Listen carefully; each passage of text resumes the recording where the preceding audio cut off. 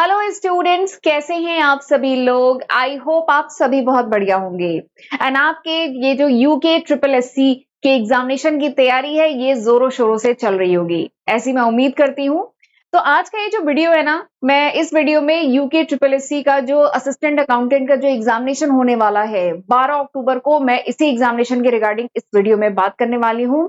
आज के इस वीडियो में मैं आपको देने वाली हूँ 6 इंपॉर्टेंट टिप्स या कह लीजिए 6 इंपॉर्टेंट सजेशन जो आपके इस एग्जाम की तैयारी के लिए बहुत बहुत हेल्पफुल रहेंगे। एंड स्पेशली इनमें इन 6 इंपॉर्टेंट टिप्स में मेरा फेवरेट है जो छठा सजेशन है, वो बहुत इंपॉर्टेंट है। वो यकीनन आपके इस एग्जाम की तैयारी में बहुत मदद करेगा। ठीक है, तो जरूर इस वीडियो को अंत तक देखिएगा। तो चलिए फिर आज का वीडियो हम स्टार्ट करते हैं। तो मेरा सबसे पहला सजेशन है जो आपको मेरे ख्याल से फॉलो करना चाहिए, वो ये है कि you have to practise more and more MCQ. जितने ज्यादा क्वेश्चंस लगा पाए, जितने ज्यादा एमसीक्यू लगा पाए, वो आपको लगाने चाहिए। एंड जो क्वेश्चंस हो ना, वो क्वालिटी क्वेश्चंस हो, अच्छे क्वेश्चन लगाने की कोशिश करिए। ठीक है, जितने ज्यादा क्वेश्चन लगा पाए। डेली का टारगेट रखिए कि डेली आपको कम से कम 50 क्वेश्चन तो लगाने ही चाहिए, ऐसा मेरा सजेशन है। मेरी एप्लीकेशन है अकाउंटिंग मास्टर क्लास के नाम से, जिसपे मैं यूके ट्रिपल एससी का कोर्स लेके आई हूँ। एंड मेरी एप्लीकेशन से जो बच्चे पढ़ रहे हैं, मेरे कोर्स से जो बच्चे पढ़ रहे हैं, उनको भी मैं यही सजेस्ट करती हूँ। मैंने उनको 1500 से ज्यादा एमसीक्यू आज की तारीख, ये मैं अगस्त में वीडियो रिकॉर्ड कर रही हूँ, आज की तारीख तक मैं उनको 1500 से ज्यादा एमसीक्यू प्रोवाइड कर चुकी हूँ। एंड मैंने उन्हें टारगेट दिया है कि हर दिन उनको 2 वीडियो, एक वीडियो में अप्रोक्सीमेट मैं 20 से 25 क्वेश्चन डिस्कस कर रही हूँ, तो हर दिन उनको मैंने टारगेट दिया है कि 2 वीडियो तो उनको देखने ही है। ठीक है, चाहे तो अगर आप खुद प्रॉब्लम सॉल्व कर पाए तो बहुत अच्छा है, आप खुद से उस एमसीक्यू को सॉल्व करिए। नहीं तो एमसीक्यू का डिटेल सोल्यूशन में मैंने वीडियो लेक्चर बनाए हुए हैं, वो मैं सजेस्ट करती हूँ कि वो देखने ही चाहिए। देखिए, एग्जाम में अल्टीमेटली आपको एमसीक्यू ही करने हैं, ऑब्जेक्टिव टाइप क्वेश्चन ही करने हैं। तो इसीलिए हम जितनी ज्यादा प्रैक्टिस करेंगे उतना ज्यादा अच्छा रहेगा। ठीक है, आपका जो ऑफिशियल सिलेबस आया है, आपने देखा होगा, सिलेबस तो बहुत वाइड है। 7 यूनिट्स में आपका पूरा सिलेबस डिवाइड किया गया है। 15 से भी ज्यादा डिफरेंट सब्जेक्ट्स आपको इस एग्जामिनेशन के लिए पढ़ने हैं। ठीक है, तो पूरा ठीक है, कॉन्सेप्ट तो पढ़ना ही है, लेकिन इस पे क्वेश्चंस भी लगाने हैं, जितने ज्यादा लगा सकते हैं। आपको मैं एक बार अपनी एप्लीकेशन पे, ये जो कोर्स है, इसमें मैंने जो एमसीक्यू प्रोवाइड किए हैं, एक बार मैं आपको दिखाती हूँ। ठीक है, तो दिस इज माय एप्लीकेशन, ये एप्लीकेशन है। एप्लीकेशन में एक कोर्स है, 330 से ज्यादा आज की तारीख तक, अभी मैं इसमें और अपडेट कर रही हूँ।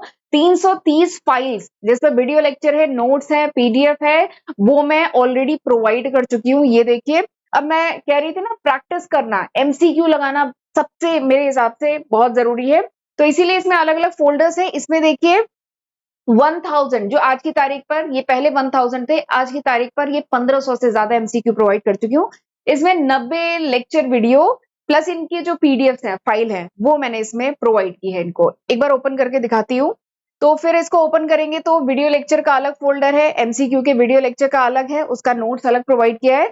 और फिर मैंने ऐसे नंबरिंग कर दी है। हर वीडियो देखिए 57 मिनट, 38 मिनट, 35 मिनट, 32 मिनट, तो ऐसे ऐसे अलग अलग ड्यूरेशन का ये एमसीक्यू है। ऐसे करते करते पूरा आज की तारीख तक मैं 90 वीडियोस इसमें अपलोड कर चुकी हूँ। ठीक है, एंड मैंने अपने स्टूडेंट्स को टारगेट दिया हुआ है कि हर दिन उनको 2 वीडियो इस फोल्डर से देखना ही देखना है। डिफरेंट सब्जेक्ट्स के हैं, जैसे ये अकाउंटेंसी का है, इकोनॉमिक्स का है, स्टैट्स क्या है, आगे बिजनेस एनवायरमेंट है, मार्केटिंग है, और भी जितने लॉ का है, तो जितने सब्जेक्ट आ रहे हैं उनके मैंने एमसीक्यू प्रोवाइड किए हैं। तो मेरे हिसाब से आपको भी इसी तरीके से तैयारी करनी चाहिए। हर दिन का टारगेट बनाइए कि जो सिलेबस आपको दिया गया है वो तो पढ़ना ही है, बट उसके अलावा डेली के 50 एमसीक्यू का टारगेट रख के चलिए कि उसके चाहे वीडियो लेक्चर देखिए, चाहे खुद एमसीक्यू सॉल्व कर पाए तो वो सॉल्व करिए, पर जरूर करना चाहिए। तब जाकर के डेली अगर 50 लगाएंगे, तब जाके, क्योंकि हमारे पास आप जानते हैं समय बहुत कम है। आज वैसे 13 अगस्त है, ठीक है, समय बहुत कम है। 12 अक्टूबर को एग्जाम प्रपोज है, तो अप्रोक्सीमेट 60 दिन बचे हैं। ठीक है, 60 दिन में आप अपने पास केवल 50 दिन मांगिए, क्योंकि 10 दिन जो है ना वो रिवीजन के लिए रखने हैं। लास्ट के 10 डेज रिवीजन के लिए है, तो आपके हाथ में 50 दिन है। तो हर दिन 50 एमसीक्यू लगाएंगे, तब जाके आप 50 दिन में जाके 2500 पहुंचेंगे। तो मेरे हिसाब से एमसीक्यू जरूर लगाना चाहिए। और मेरा टारगेट है कि बच्चों को मैं हर दिन 50 एमसीक्यू का टारगेट दी हूं और करा रही हूं। ठीक है, उनके वीडियो लेक्चर अपलोड किया है, फाइल वगैरह अपलोड किया है, तो ये जरूर आप भी करिएगा, ये बहुत हेल्पफुल रहता है। ठीक है, क्योंकि देखिए जितने टाइप के क्वेश्चन, जितने एमसीक्यू लगाएंगे आप, उतने टाइप की प्रॉब्लम फेस करेंगे। ठीक है, और एक और बात है, हमें देखिए कोई भी सब्जेक्ट अगर हम उठाएं, कुछ टॉपिक है जहां से क्वेश्चन आते ही आते हैं, चाहे जिस कॉम्पिटेटिव एग्जाम की बात करिए। जैसे यहाँ पे तो चलिए असिस्टेंट अकाउंटेंट का एग्जाम है, मैं यूजीसी नेट की भी तैयारी कराती हूँ, एलटी ग्रेड की भी कराया है, ईपीएफओ के एग्जाम की भी कराती हूँ। ठीक है, तो मैंने देखा है कुछ टॉपिक है जहां से आना ही है आना क्वेश्चन। जैसे मैं बात करूं इकोनॉमिक्स की, अगर बात करें, डिमांड सप्लाई से क्वेश्चन आना ही आना है, इलास्टिसिटी ऑफ डिमांड से क्वेश्चन आना ही आना है, मार्केट स्ट्रक्चर से आएगा ही क्वेश्चन, और ये जो आपका कॉस्ट जो कॉन्सेप्ट है वहां से क्वेश्चन आना ही आना है, जो नहीं long run cost, short run cost, इस पे आना ही है। तो कुछ टॉपिक है जहां से क्वेश्चन आना ही है, बस पूछने का तरीका अलग अलग होता है। ठीक है, तो बस मेरा यही कहना है कि जितने ज्यादा क्वेश्चन लगाएंगे उतने डिफरेंट टाइप की प्रॉब्लम आप फेस करेंगे, फिर उनका आप सोल्यूशन ढूंढेंगे, तो हमारे मतलब कह लीजिए कॉन्सेप्ट की क्लैरिटी और बढ़ती है। तो इसलिए ज्यादा से ज्यादा क्वेश्चन लगाने की कोशिश करिएगा। ठीक, एंड क्वेश्चन क्वालिटी क्वेश्चन हो, ऐसी कोशिश करेगा कि अच्छे क्वेश्चन लगाए। इजी क्वेश्चन तो हर कोई कर लेगा। देखिए एग्जाम में डिफरेंस वहीं पे क्रिएट होता है। इजी क्वेश्चन कुछ लोग, मतलब इजी तो हर कोई एग्जाम में कर लेगा, सारे बच्चे इजी क्वेश्चन तो सब लोग करके आएंगे, फिर डिफरेंस वहां पे आएगा जो बच्चा टफ क्वेश्चन कर पाएगा। ठीक है, तो इसलिए थोड़ा सा जो क्वेश्चन करे वो क्वालिटी क्वेश्चन, अच्छे क्वेश्चन करे, डिफरेंट स्टेट्स के जो कॉम्पिटेटिव एग्जाम है वहां पे आए हुए जो क्वेश्चन है वो करे। ठीक है, तो वही क्वेश्चंस मैं यहाँ पे प्रोवाइड कर रही हूँ जो आपके लिए काफी हेल्पफुल रहेगा, तो आप एक बार रेफर कर सकते हैं। ठीक है, तो this was my first suggestion, ये मेरा पहला सजेशन था कि practice more and more MCQ. ठीक, आगे बढ़ते हैं, अब मैं आपको दूसरा मेरे हिसाब से जो आपको करना चाहिए वो ये है। देखिए मैंने आपको बताया कि देखिए आज है 13 अगस्त, अप्रोक्सीमेट बोल रही हूँ। ठीक है, ये वीडियो एडिट करते अपलोड होते 1-2 दिन और हो जाएंगे, तो 60 दिन हाथ में है। ठीक है, 60 दिन मतलब टोटल है, जिसमें हाथ में हमारे 50 दिन है। ठीक, 10 दिन रिवीजन के लिए। सिलेबस 7 यूनिट में डिवाइड किया गया है, 15 से ज्यादा डिफरेंट सब्जेक्ट पढ़ने हैं। ठीक, तो आपने देखा सिलेबस कितना वाइड है और टाइम कितना कम है, तो फिर कैसे होगी पढ़ाई, कैसे कर पाएंगे। और इसी में आपके फेस्टिवल्स भी पढ़ना शुरू हो गए, अभी आपका रक्षाबंधन आएगा, जन्माष्टमी आएगा, 15 अगस्त, मतलब डिस्ट्रैक्शन भी खूब सारे बीच में है। ठीक है, तो कैसे होगा। तो मेरे हिसाब से मेरा जो दूसरा सजेशन है वो मेरे हिसाब से है कि प्लानिंग करके पढ़ाई करनी चाहिए। आपको अपना एक स्टडी प्लानर बनाना चाहिए एंड उस स्टडी प्लानर के हिसाब से ही पढ़ाई करनी चाहिए, वरना कैसे ये 1 महीने या कह लीजिए 60 दिन कैसे बीत जाएंगे पता भी नहीं चलेगा एंड एग्जाम आ जाएगा। और अभी आप देखेंगे कि इतना पढ़ना तो बाकी ही रह गया, और रिवीजन की तो फिर बात ही नहीं होगी, एमसीक्यू की बात ही नहीं हो पाएगी, मॉक टेस्ट की बात ही नहीं हो पाएगी, पीवाईक्यू की बात नहीं हो पाएगी, तब तक समय खत्म हो जाएगा। तो इसलिए मेरे हिसाब से ना हमेशा प्लानिंग करके ही कोई भी काम, इवन प्लानिंग करके ही करनी चाहिए। और यहाँ पे तो आप एक कॉम्पिटेटिव एग्जाम देने जा रहे हैं जिससे शायद आपकी लाइफ आगे बन जाए, तो इसलिए हमेशा मतलब कोशिश करिए कि अपना एक स्टडी प्लानर बना के पढ़ाई करिए। स्टडी प्लानर में बेसिकली क्या होता है कि हर दिन का टारगेट डिसाइड होता है कि पहले दिन आपको कितना पढ़ना है, दूसरे दिन आपको कितना पढ़ना है, एंड कोशिश करिए कि जितना आपने प्लानिंग की है उतना आप खत्म करें। ठीक है, चलिए 1% को लेते हैं कि आपने जितना प्लान किया था, 100% जितने भी टॉपिक प्लान किए थे, वो सपोज करिए आप ना भी कर पाए, बट उसमें अगर आपने 90% भी उसको अचीव कर लिया ना तो भी बहुत है। ठीक है, बट अगर कोई टारगेट नहीं रखेंगे अपने हर दिन का, अगर आप कोई टारगेट नहीं रखेंगे तो कुछ भी अचीव नहीं होगा, दिन के 24 घंटे कैसे बीत जाएंगे पता भी नहीं चलेगा। तो मेरा दूसरा सजेशन यही है कि अपना एक स्टडी प्लानर बना के ही पढ़ाई करिए। ठीक है, इससे आपको समझ में आएगा कि हर दिन कितना पढ़े, तब जाके हमारा 30 सितंबर तक सिलेबस कंप्लीट हो। टारगेट रखना है कि 30 सितंबर तक सिलेबस कंप्लीट हो, क्योंकि अगले जो 10 दिन है वो रिवीजन के लिए है, वो मॉक के लिए है। ठीक है, मॉक भी तो लगाने हैं, तो 30 सितंबर तक सिलेबस कंप्लीट होगा, तब जाके आगे करेंगे फिर से पूरा रिवीजन, और तब जाके 12 अक्टूबर को देंगे आप एग्जाम। ठीक, तो यही मेरा दूसरा सजेशन है। और मैं एक बार आपको प्लानर दिखाती हूँ, मैंने मेरे साथ जो मेरी एप्लीकेशन पे स्टूडेंट पढ़ रहे हैं उनको मैंने स्टडी प्लानर प्रोवाइड किया है, एंड मैंने सजेशन दिया है कि इसका एक प्रिंट आउट निकाल लीजिए एंड अपनी डेस्क पे जहां पे भी पढ़ रहे हैं उसके सामने वो स्टडी प्लानर जरूर लगाना चाहिए। ठीक है, ये स्टडी प्लानर है, मैं इनको प्रोवाइड किया है मैंने स्टूडेंट्स को। एक बार मैं स्टडी प्लानर आपको खोल के दिखाती हूँ। ठीक है, और एक और बात है, इसमें एक रिमार्क का भी कॉलम बड़ा इंपॉर्टेंट है।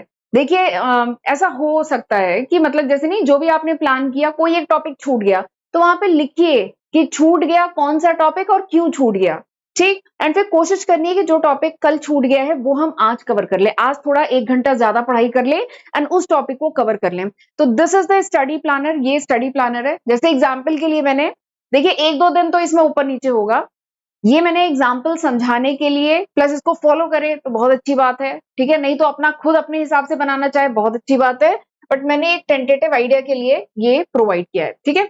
जैसे 15 अगस्त है और ये मैंने आपको ऑफिशियल सिलेबस जो प्रोवाइड किया गया ना उसी को लेके पूरा बनाया है। ये 15 अगस्त है पहला दिन, एग्जाम्पल लेते हैं कि 15 अगस्त से आप तैयारी शुरू कर रहे हैं। 15 अगस्त पहला दिन आपको ये टॉपिक पढ़ना है, 16 अगस्त दूसरा दिन ये टॉपिक पढ़ना है, एंड इसमें लिखा है प्लस एमसीक्यू। एमसीक्यू तो हर दिन लगाने हैं, मैंने बताया ना 50 एमसीक्यू का टारगेट लीजिए, या ये जो मैंने वीडियोस प्रोवाइड किए ना, आज की तारीख तक मैं 90 वीडियो प्रोवाइड कर दी हूँ एमसीक्यू के फोल्डर में, इसको मैं जल्दी ही 100 कर दूंगी, ठीक है, 100 प्रोवाइड करूंगी टोटल। तो हर दिन आपको क्या करना है, 2 वीडियो देखने हैं उसके, ठीक है, अलग अलग ड्यूरेशन के हैं, आधे घंटे के भी हैं, 1 घंटे के भी हैं, 1.5 घंटे के भी हैं। तो कोशिश करिए हर दिन आपको 50 क्वेश्चन या 2 वीडियोस ऐसा टारगेट रखे। तो हर दिन आपको ये टॉपिक करना है प्लस एमसीक्यू, दूसरे दिन ये टॉपिक प्लस एमसीक्यू, तीसरे दिन ये टॉपिक प्लस एमसीक्यू। तो इस तरीके से मैंने डिवाइड किया हुआ है, ठीक। अब आपके 7 यूनिट है, 7 यूनिट्स है ना। तो पहला यूनिट कौन सा है, financial accounting, computerise accounting and cost accounting. तो ये पूरा न्यूमेरिकल पेपर है, ठीक है। कंप्यूटराइज अकाउंटिंग थ्योरी कॉन्सेप्ट है, ठीक है। तो मैंने फिर इस हिसाब से डिवाइड किया है कि पहले यूनिट को आप देंगे 9 दिन। तो इस हिसाब से मैं आपको एक बार दिखाती हूँ। तो देखिए ये जो मैंने कलर किया हुआ है, तो this is first unit. First unit आपकी 23 अगस्त तक फिनिश हो जानी चाहिए, ठीक है। ये इसको 9 दिन दिए हैं। फिर अगली जो यूनिट है, दूसरी यूनिट बताइए कौन सी है, financial management and financial statement analysis है, ठीक है। ये उसके कंपेयर में थोड़ी सी छोटी है, बट फिर भी है ये कॉन्सेप्ट। तो मैंने इसको 5 दिन दिया है, 24 अगस्त से लेकर के 28 अगस्त तक, ठीक। फिर अगला जो कॉन्सेप्ट है, थियोरेटिकल कॉन्सेप्ट है, इकोनॉमिक्स एंड बीएसटी का टॉपिक है, मनी एंड बैंकिंग एंड आपका फाइनेंशियल मार्केट है पूरा, ठीक है। तो इसको 5 दिन दिए हैं, थ्योरी कॉन्सेप्ट है, जल्दी हो जाएगा, प्लस इसके एमसीक्यू भी प्रोवाइड किए, साथ के साथ एमसीक्यू करना है। अगला जो चैप्टर है वो भी थ्योरेटिकल है, BO BM and internal trade and international market, ठीक है। तो ये है, तो यहाँ पे भी आपको 3 सितंबर से लेके 7 सितंबर तक है। फिर अगला जो यूनिट है वो है स्टैटिस्टिक प्लस इकोनॉमिक्स, लंबा यूनिट है, स्टैटिस्टिक एंड इकोनॉमिक्स है। तो इसको मैंने 9 दिन दिए हैं, तो ये देखिए इस तरीके से। तो 8 सितंबर से लेके 16 सितंबर तक ये करना है। फिर उसके बाद अगला यूनिट अगेन थ्योरी पेपर है, मार्केटिंग मैनेजमेंट एंड आपका कौन सा है, बिजनेस एनवायरनमेंट। तो वो हमें 21 सितंबर तक खत्म करना है।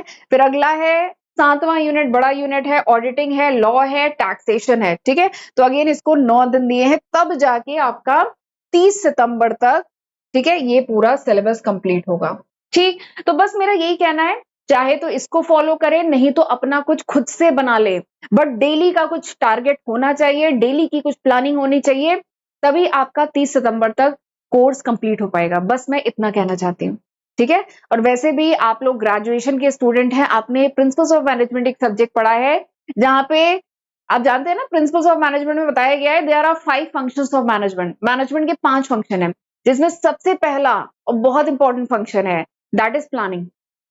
प्लानिंग के बिना कोई काम नहीं होता। अगर किसी काम को सही करना चाह रहे हैं ना, तो you have to do planning. सबसे पहले होती है प्लानिंग। और इवन प्लानिंग के बारे में कहा जाता है कि planning, a good planning is half work done. एक अच्छी प्लानिंग आपने कर ली ना, तो आधा काम आपका वहीं खत्म हो गया है। बट अगर प्लानिंग नहीं किया ना, तो कैसे दिन बीत जाएंगे, कैसे हफ्ते बीत जाएंगे, कैसे महीने बीत जाएंगे, और कैसे अगले 60 दिन बीत जाएंगे, पता भी नहीं चलेगा, और 12 अक्टूबर आ जाएगा। तो बस मेरा दूसरा सजेशन यही है कि आपको ऐसे प्लानर बना के पढ़ाई करनी चाहिए।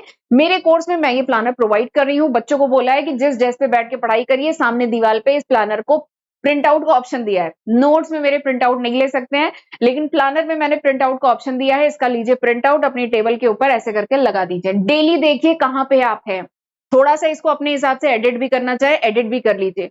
ये टेंटेटिव है, ठीक है। तो this is my second suggestion, ठीक है।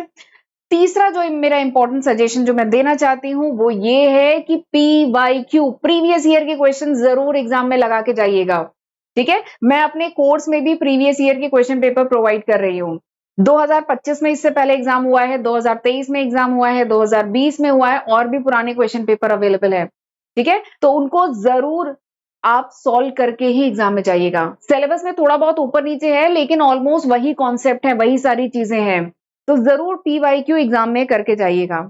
और पीवाईक्यू करने का कारण पता है एक और भी है कि थोड़ा सा हमें क्वेश्चन पेपर का लेवल पता चलता है कि किस लेवल का क्वेश्चंस पूछे जा रहे हैं। यूके ट्रिपल एससी जो एग्जाम करा रहा है उसके लेवल क्या है क्वेश्चन का, एंड हमारी तैयारी का क्या लेवल है।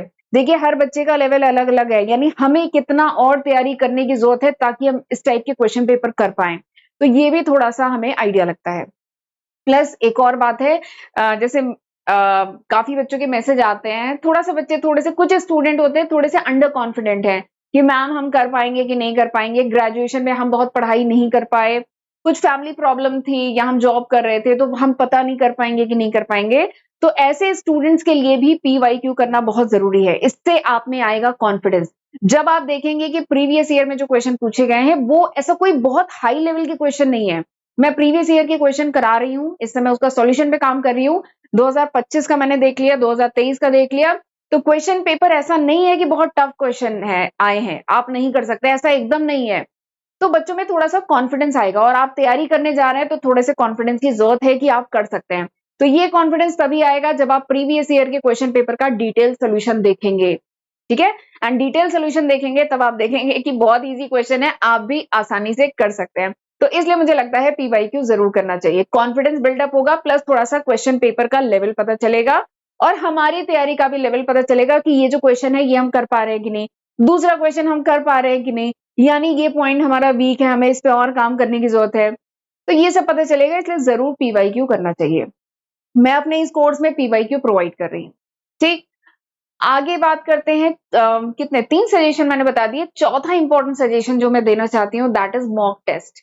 ठीक है, देखिए आपने पैटर्न एग्जाम का देखा होगा, 2 घंटे का पेपर है, यानी 120 मिनट का पेपर है और 120 मिनट में आपको 100 क्वेश्चन करने हैं 100 क्वेश्चन करने हैं 120 मिनट में। ठीक है, तो यानी यहाँ पे सही भी करना है, स्पीड के साथ भी करना है, दोनों चीजें इंपॉर्टेंट है। सही आंसर भी होना चाहिए तो उसके लिए एमसीक्यू लगाइए, प्लस स्पीड में होना चाहिए, इसके लिए मॉक टेस्ट लगाइए। तो मॉक टेस्ट भी बहुत इंपॉर्टेंट है, जरूर एग्जाम में लगा के जाने चाहिए। कोशिश करिए कि 15 सितंबर से आप मॉक टेस्ट पे काम करना शुरू करिए। ठीक है, मॉक टेस्ट कहीं से अरेंज करिए और मॉक टेस्ट पे काम करना शुरू करिए हर 15 सितंबर के बाद, क्योंकि पहले पढ़ लीजिए। अभी तो आपने शायद सिलेबस नहीं कंप्लीट किया होगा, तो अभी से मॉक टेस्ट देने का फायदा नहीं है। 15 सितंबर तक टारगेट रखिए, क्योंकि 15 सितंबर तक काफी आप कोर्स कर लेंगे। ठीक है, सिलेबस जो है काफी कर लेंगे, तो 15 सितंबर से टारगेट रखिए कि फिर आपको लगानी है मॉक टेस्ट। ठीक है, तो हर 4-5 दिन पे आप दीजिए मॉक टेस्ट, इससे आपको आपकी प्रोग्रेस समझ में आएगी। और ऐसा होगा कि पहले मॉक टेस्ट में शायद थोड़े कम आए, बट अगले मॉक टेस्ट में उससे बेटर होगा, अगले मॉक टेस्ट में उससे बेटर होगा, और ऐसे बेटर होता जाएगा, और 12 अक्टूबर का एग्जाम बहुत ही बढ़िया होगा। ठीक है, तो मेरे हिसाब से मॉक टेस्ट लगाना चाहिए स्पीड के लिए, प्लस एक्यूरेसी और आएगी, प्लस हमें अपने वीक पॉइंट पता चलेंगे। ठीक है, जब हम एमसीक्यू का सोल्यूशन देखते हैं तो हमें समझ में आ जाता है, लगता है हम कर लेंगे, लेकिन जब हम 2 घंटे पेपर देने के मोड से बैठ करके जब मॉक करेंगे तो शायद उस समय कुछ क्वेश्चंस ऐसे हो जो हम ना कर पाए। ठीक है, तो हमें पता चलेगा ना कि हमारे वीक पॉइंट्स कौन से हैं। तो इसलिए हमें वीक पॉइंट कौन से हैं, हमारे स्ट्रॉन्ग पॉइंट कौन से हैं, कौन से क्वेश्चन हम तुरंत देखते ही कर लेते हैं, किस क्वेश्चन में दिक्कत होती है, तो ये सब भी हमें पता चलेगा जब हम मॉक टेस्ट देंगे। और एक चीज और है, मॉक टेस्ट देना भी है एंड उसका एनालिसिस करना भी उतना ही इंपॉर्टेंट है। ठीक है, आपने टेस्ट दे दिया, कुछ नंबर आ गए, बट वहीं पे कहानी खत्म नहीं होती है, आपको उसका एनालिसिस करना भी बहुत जरूरी है।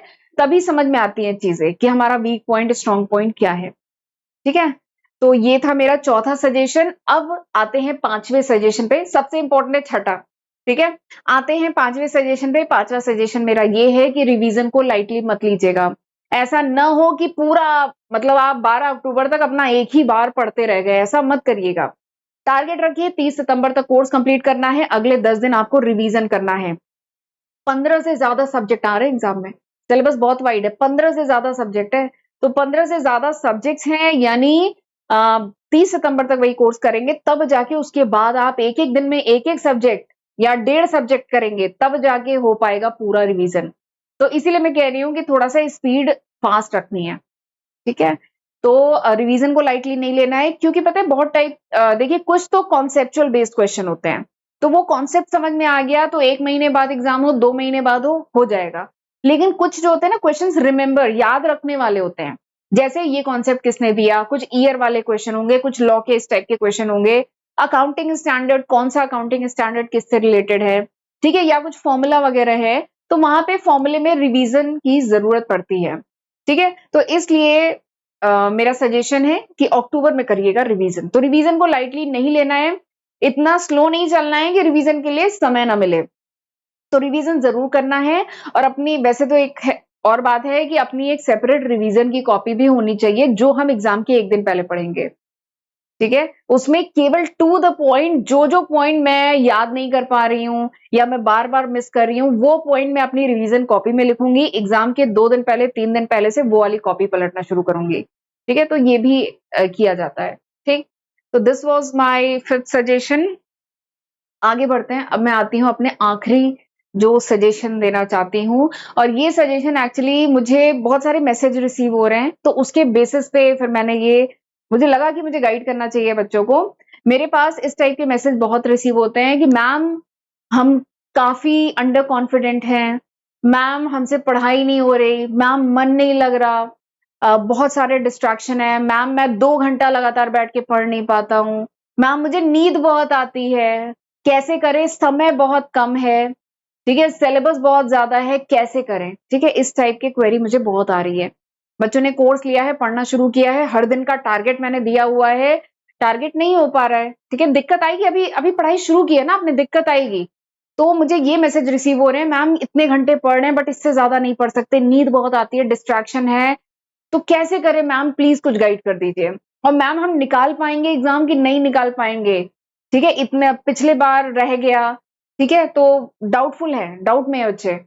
तो मैं आपको इसी के रिगार्डिंग सारे ही बच्चों को, स्पेशली इस टाइप के बच्चे जो अपने ऊपर डाउट कर रहे हैं या जिन्हें नींद बहुत आती है, ठीक है, जो डिस्ट्रैक्टेड हैं, जिनसे बैठा नहीं जा रहा, 2 घंटे के बाद 3 घंटा 4 घंटे से ज्यादा पढ़ाई जो नहीं कर पा रहे हैं, उनके लिए मैं एक सजेशन देना चाहती हूँ। पता है, ऐसा मेरा मानना है कि अगर आपका वाई क्लियर है ना, वाई मतलब क्यों, ठीक है, अगर आपका वाई क्लियर है ना, तो आप हाउ अपने आप ही ढूंढ लेंगे। हाउ मतलब कैसे, अगर आपका ये क्लियर है कि आपको ये एग्जाम क्यों निकालना है, तो फिर कैसे निकलेगा ये एग्जाम, ये आप अपने आप ही ढूंढ लेंगे। आपको किसी मैडम की या किसी दूसरे पर्सन की जरूरत ही नहीं है, ठीक है। तो बस मेरा ये सजेशन है कि अपना पहले वाई ढूंढिए कि आपको अपना ये जो एग्जाम है ये क्यों निकालना है, ठीक है। मतलब बहुत सारे रीजन हो सकते हैं, अलग अलग स्टूडेंट के अलग अलग रीजन हो सकते हैं। आपको अपने पेरेंट्स का सपना पूरा करना है, आपको अपने फैमिली को एक बेटर लाइफ देनी है, आपको अपने घर की फाइनेंशियल कंडीशन ठीक करनी है, आपको अपनी अलग पहचान बनानी है। जो लोग अभी तक आप पे हंसते थे, बोलते थे कुछ नहीं कर पाएगा, उसको जवाब देना है। तो बहुत सारे रीजन हो सकते हैं। तो आपके दिमाग में क्लियर होना चाहिए कि आपको ये एग्जाम अपना क्यों निकालना है, ठीक है। और मेरा तो कहना है कि क्यों निकालना है, पहले अपना वाई क्लियर करिए कि क्यों निकालना है, एंड उसको एक व्हाइट शीट पे लिखिए, अपने जहां पे पढ़ रहे हैं ना उसके सामने उसे लगा दीजिए, दिस इज द रीजन, ये वो कारण है जिसकी वजह से आप ये एग्जाम दे रहे हैं, और आपको निकालना है, ठीक है। तो अगर ये रीजन, ये चीज अगर आपके दिमाग में क्लियर है ना, तब तो फिर डाउट करने की जरूरत ही नहीं है। फिर पता है हाउ अपने आप हो जाएगा कि कैसे निकलेगा। फिर ना नींद आएगी, ना भूख लगेगी, और ना कोई डिस्ट्रैक्शन होगा, ना कोई मूवी दिखेगी, ना कोई वेब सीरीज दिखेगी, कुछ नहीं दिखेगा, ना मोबाइल दिखेगा। अगर आपका वाई क्लियर है and you are serious about that why, आप उस कारण के लिए अगर सीरियस है ना, कुछ नहीं दिखेगा, कोई डिस्ट्रैक्शन नहीं होगा, कोई बाहर से किसी मोटिवेशन की जरूरत ही नहीं पड़ेगी, you will be self motivated, आप खुद मोटिवेटेड होंगे, ठीक है। तो ये चीज है, अपना मतलब वाई क्लियर रखिए, ठीक है। जैसे जो बच्चे कहते हैं ना नींद बहुत आती है, एक्चुअली आपका अभी वाई क्लियर नहीं है, या you are not serious about your why. आप किस कारण से एग्जाम निकालना चाहते हैं ना, उसके लिए अभी आप सीरियस नहीं है, इसलिए आपको नींद आती है। वरना अगर ये रीजन आपका क्लियर हो जाएगा ना, और वो रीजन आपके टेबल पे सामने दीवार पे जिस दिन चिपक जाएगा ना, उस दिन नींद नहीं आएगी, उस दिन आप कारण वो ढूंढ लेंगे, हाउ, कि कैसे नींद को भगाएं। तो आप खुद समझ जाएंगे कि जब नींद आए तो थोड़ा सा पानी पी ले, पानी पास में रख के पढ़े, ठीक है। नींद आ रही है, पानी पास में रख के पढ़े, नींद आ रही है, मुंह जाके धुल लें, नींद आ रही है, थोड़ी देर नोट्स को हाथ में उठाए, कॉपी लेके अपने रूम में टहल लें, नींद आ रही है तो हम लंच लाइट करें, डिनर लाइट करें। तो रास्ते आप अपने आप निकालेंगे, ठीक है। मोबाइल से डिस्ट्रैक्ट होते हैं तो मोबाइल को दूर रख के पढ़ाई करेंगे, और 60 दिन की बात है, केवल 60 दिन की बात है। मोबाइल को दूर कर दीजिए, जितनी वेब सीरीज है, मूवीज है, उनको कहीं नोट डाउन कर लीजिए, ठीक है। इस दौरान बहुत सारी आ रही है, ठीक है, आप कहीं नोट डाउन कर लीजिए कि सब देखेंगे, आप मिस मत करिएगा। मैं नहीं कह रही मिस करो, 12 अक्टूबर के बाद देखेंगे। नोट डाउन कर लो, अपनी एक डायरी बना लो कि कौन कौन सी चीजें इस दौरान मिस हो रही है, ठीक है। कोई दोस्तों के साथ कोई आउटिंग मिस हो रही है, ठीक है, 12 अक्टूबर के बाद कर लेंगे। ये वाली वेब सीरीज आ गई है, मिस मत करिएगा, 12 अक्टूबर के बाद देख लीजिएगा। तो उसको नोट करते चलिए कि क्या क्या काम आपको 12 अक्टूबर के बाद करने हैं। बट अभी फिलहाल दिस इज माय सजेशन कि 12 अक्टूबर तक बाहर की दुनिया से थोड़ा सा कट ऑफ हो जाइए, फोकस कर लीजिए, सोचिए जॉब, बहुत अच्छी जॉब, बहुत बढ़िया पैकेज है, ठीक है, वो लग जाएगी तो आपके जितने वाई है ना, जितने रीजंस होंगे वो सब मतलब पूरे हो जाएंगे, ठीक। तो बस मेरा यही कहना है कि मतलब अपना मोटिवेशन खुद से ढूंढिए, और सबका अलग अलग होगा, सबके मोटिवेशन अलग होते हैं। सभी के साथ फाइनेंशियल वाला फैक्टर सबके साथ नहीं है, कुछ को अपनी पहचान बनानी है। आपकी आइडेंटिटी क्या है, आपको किस नाम से जाना जाएगा, आपके नाम के पीछे कुछ होना चाहिए ना। आप हैं कौन, केवल नाम तो काफी नहीं है ना, मिस्टर एक्स, मिस एक्स, नाम काफी नहीं है, आप हैं कौन, आप करते क्या है, यही आगे चल के बनती है आइडेंटिटी। केवल पैसे के लिए नौकरी नहीं होती है, अपनी पहचान बनाने के लिए भी होती है, ठीक है। देखिए कुछ के साथ फाइनेंशियल दिक्कत है तो ठीक है, उन्हें तो पैसा भी कमाना है, बट अपनी पहचान भी बनानी है। तो अपना वाई आप खुद ढूंढिए, ठीक है, बैठ के एनालाइज करिए क्यों आपको ये नौकरी चाहिए, और फिर फोकस होकर के पढ़ाई करिए, और फिर रास्ते अपने आप निकलेंगे। कैसे पढ़ना है अपने आप निकलेगा। प्लानर नहीं फॉलो हो पा रहा है तो हम क्या करें कि ये प्लानर फॉलो कर पाए, या अपना प्लानर खुद बनाना है तो तरीके सब निकल आएंगे। बस अपना वाई क्लियर रखिए कि क्यों आपको ये एग्जाम निकालना है, ठीक है। तो ये मेरा आखिरी सजेशन था। तो दिस वाज माय 6 इंपॉर्टेंट, मेरे हिसाब से इंपॉर्टेंट सजेशन थे जो मेरे हिसाब से आपको फॉलो करने चाहिए। एंड आई होप ये वीडियो आपके लिए यूजफुल रहा होगा। और एक बात और है, यूके ट्रिपल एससी का कोर्स मेरी एप्लीकेशन पे अवेलेबल है, काफी बच्चे मेरे साथ तैयारी कर रहे हैं, तो अगर आप भी कोई कोर्स देख रहे हैं, ठीक है, तो वो आप भी ज्वाइन कर सकते हैं। फीस वगैरह मैं बता दूं, फीस मैंने बहुत कम रखी है, मेरी फीस 3 फिगर्स में है, ठीक है। जबकि मैं बहुत बड़े बड़े जो एजुकेशनल प्लेटफॉर्म्स है मैं देख रही हूँ, वहां पे 4 फिगर्स में फीस है। तो मेरा पर्पस दरअसल ये है कि ज्यादा से ज्यादा बच्चे मेरी एप्लीकेशन के थ्रू पढ़ पाए, मेरे कोर्स के थ्रू पढ़ पाए, तो इसलिए मैंने फीस बहुत ही नॉमिनल रखी है, बहुत ही कम फीस है। तो आप ये ले सकते हैं और मेरे संग पढ़ाई कर सकते हैं। यहाँ पे मैं वीडियो लेक्चर वगैरह, आपको जो पूरा ऑफिशियल सिलेबस आया है, इसके video lecture, notes and MCQ, 1500 से ज्यादा एमसीक्यू जो 100 वीडियो लेक्चर में डिवाइडेड होंगे, 1500 से ज्यादा एमसीक्यू प्रोवाइड कर रही हूँ, प्लस पीवाईक्यू। 2025 का, 2023 का क्वेश्चन पेपर का डिटेल सोल्यूशन वीडियो मैं इसमें प्रोवाइड कर रही हूँ। तो ये सारा कंटेंट है, बाकी कोई डाउट है तो मुझे कमेंट सेक्शन में आप पूछ सकते हैं, ठीक है। तो चलिए, this was all about this video. I hope ये वीडियो आपके लिए हेल्पफुल रहा होगा। तो चलिए फिर मिलते हैं अगले लेक्चर वीडियो में, तब तक अपना ध्यान रखिएगा। God bless you.